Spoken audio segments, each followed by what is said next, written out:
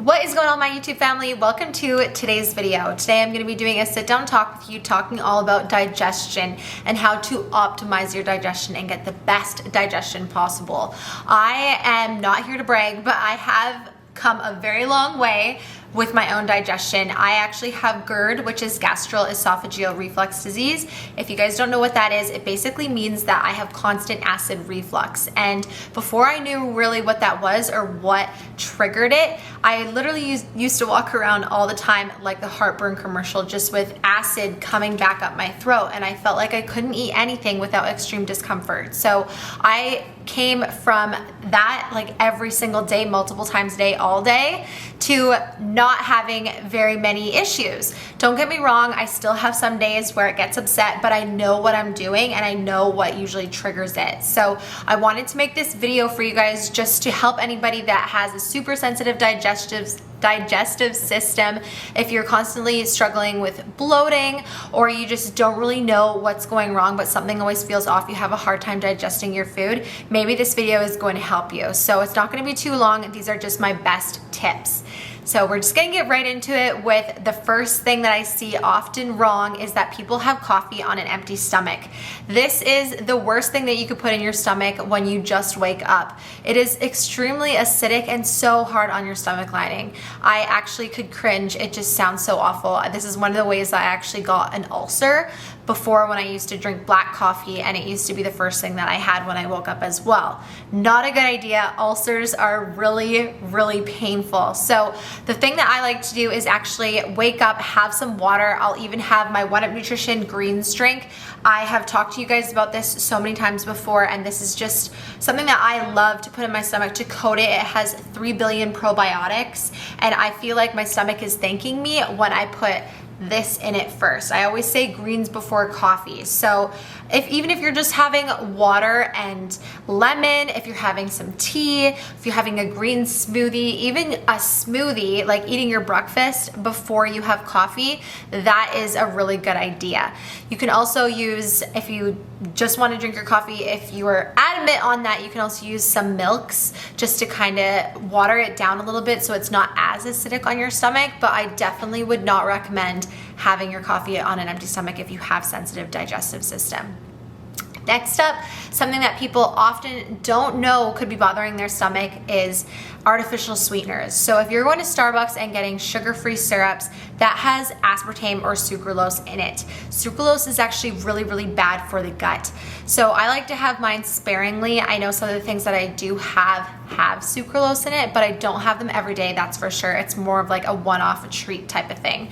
This is just really hard on our gut microbiome. A lot of things like artificial colors and dyes and sucralose and stuff like that, it can just be really, really hard to digest, and basically your stomach is just telling you, no, I'm not going to digest this at all, and that can result into bloating, cramping, water retention, and stuff like that. That one often goes unseen because people don't really know the repercussions of sucralose or alcohol sugars, so that is something to keep in mind as well. So with that being said, I would just also pay attention to artificial colors and dyes and things that you're using, like water enhancers or even BCAAs, things like that. These are things that we put into our water to try to help us drink more because we like the flavoring, but I often get super bloated whenever I have Crystal Light or Mio or anything like that. It gives me a really upset stomach, and again, that's coming back to the sucralose. So just pay attention to those types of things.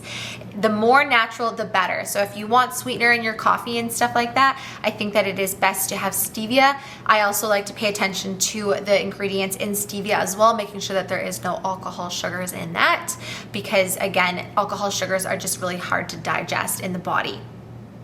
Next up is paying attention to the foods that your body doesn't agree with. So we often think that having a bloated stomach by the end of the night is normal, and having a little bit of a bloated stomach is normal. It's okay, but if it's extremely bloated and it's extended and it's painful, that's not normal. It's not normal to have a little bit of a stomach ache every single day. You're eating something that your body doesn't agree with. So what you need to do is pay attention to how your body really feels with that food. Common triggers can be corn, soy, dairy, and also cruciferous vegetables like broccoli, cauliflower, Brussels sprouts, sometimes even green peppers, kale, the really dark leafy ones. These are harder for our body to digest, so we want to see how we react to them and just try to stay away from foods that don't make you feel good. Often ones I see as well are even sweet potatoes. Sometimes people get bloated with that one. I personally don't. I would be sad if I did. But just doing one of these foods at a time, if you're eating all of them, I would just recommend eating one of them a day, seeing how you digest it, if you still get that upset, bloated stomach. And if you do, then try taking that one out.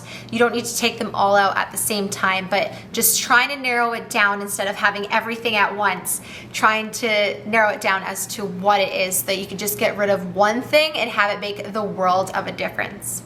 Another thing to take into account if you have super sensitive digestion is food combining. This is something that I learned in naturopathic nutrition classes, and it is basically eating your food that's on your plate in the order that they get digested. So you want to eat things that get digested the fastest first, because they're going to go out of your system.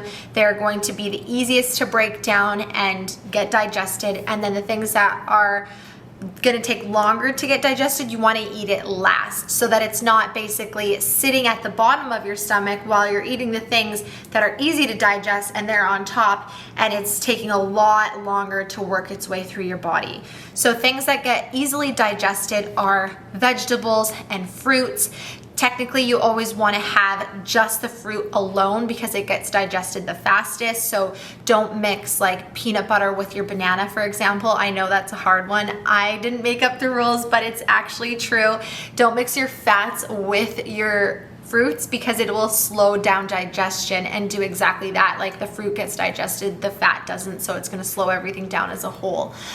So just in the laws of food combining, you just have them separately on your plate for your lunch and your dinners. You would have your vegetables first and then make your way to your protein and your carbs, because that's going to be easily out of the way. This also helps with getting bloated, eliminating that bloating by the end of your meal. This is something that I've been practicing for about 2-3 years now, and I definitely notice a huge difference when I actually follow that rule.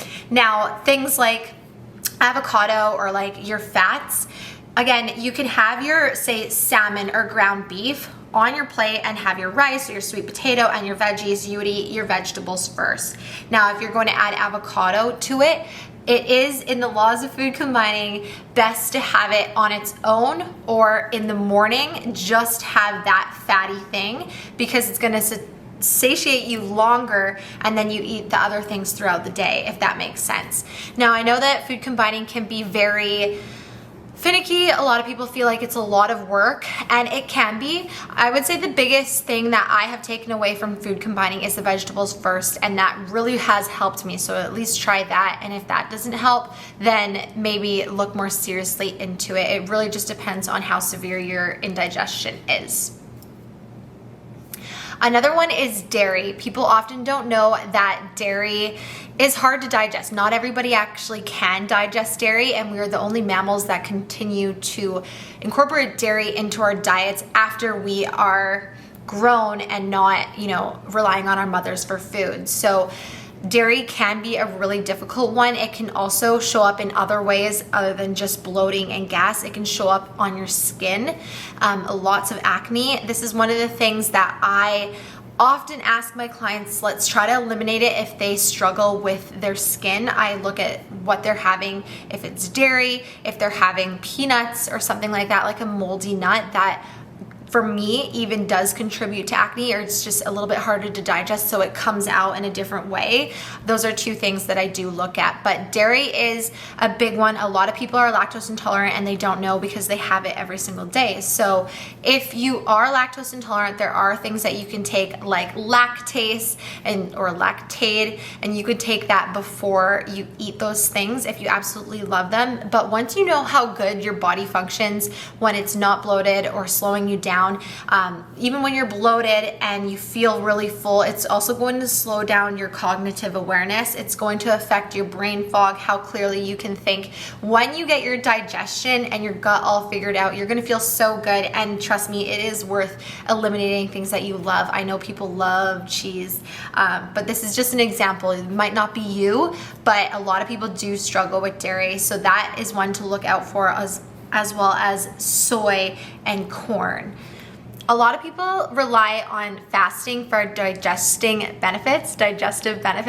And while there are a lot of studies that show benefits from it, I think that fasting is taken out of control, especially when you're not doing it just optimally for your digestion. It's turning into I'll stop eating at 7 p.m. and I'm not going to eat until 3 p.m. and then I'm going to eat all of my food before 8 p.m. and I'm eating like 15, 16, 1700 calories or more in that 4 or 5 hour window. Well, you're actually not doing yourself you're kind of doing yourself a disservice because you are cramming that many calories in that short amount of time. So I think that if you are fasting for digestion purposes, I think it's great to stop eating at 7 and then start eating at like 7 in the morning, having that 12-hour window where your body is just not eating anything. I think that that's a really good idea. Maybe you can even push it to like 9 or something. But when you're taking it to an extreme extent and not eating from like 7 till 3, and then you're eating tons of calories in a short period of time, no matter what you do, your digestion is going to struggle with getting all of that food down the hatch. So just remember that it takes 90 minutes for your fats to digest, and anywhere from like 45 to 60, maybe even 75 minutes for the other things to digest. So if you're eating that much in 5 hours, you're not really gonna feel empty at any point. And lastly, I will say something that has helped tremendously with digestion, especially when you're going out to eat, eating different things and trying new restaurants. Everybody loves a good date night. Something that I would definitely recommend is a digestive enzyme. So I take the one from One Up Nutrition. This is Gut Health Plus. You guys can use any one, really. This is just the one that I love because it helps absorb nutrients and it also helps break down that food. So it's going to help with digestion and absorption of nutrients and helps to decrease bloating and gas. When I take this, I take it when I'm headed out the door to date night. Just pop it in my mouth. I make sure that I drink at least a glass of water when I get to the restaurant, and I find that I am definitely not as bloated from eating new things, trying different dishes. I find that I actually even go to the washroom a lot easier all the time. I can just guarantee on a nice, smooth bowel movement afterwards, and that's just my body breaking down the food. And honestly, that is something that is really important when we're trying different foods. Sometimes our body doesn't like it and then we get constipated. So by taking a digestive enzyme, it's really gonna help to eliminate that and just help your stomach feel a lot better when you're eating these new things. So definitely would always recommend that. Do I take a digestive enzyme every single day? No, I don't feel the need to, because I eat a lot of the same things every single day and I eat the things that I know my body can digest. So I primarily take a digestive enzyme when I'm gonna be eating something new, or maybe I'm gonna order in, gonna go out for date night. Maybe I'm on vacation because I'm eating different things that I normally don't eat a couple times throughout the day. That is when I definitely would reach for my digestive enzyme. However, if you have very sensitive digestion, now that I've gotten to the point that I am, I don't need to take it every day. But if I still had super bad digestion and I was struggling with that heartburn, digestive enzymes actually help you get over that heartburn. That is something that I recently learned as well. So when I do feel like I have heartburn coming on, I just pop one of these babies and it definitely helps. So you can use code RANDY20 to save an additional 20% on top of all weekly sales for all One Up Nutrition supplements if you guys are interested. But with all that being said, I hope that that gave you a good idea or a little bit more insight into how you can get better digestion. Comment down below if you guys have any questions at all, and if there's another video you would like me to sit down and do a talk about, I'm happy to do so. Thank you guys so much for watching, and I will catch you in the next one. Mwah!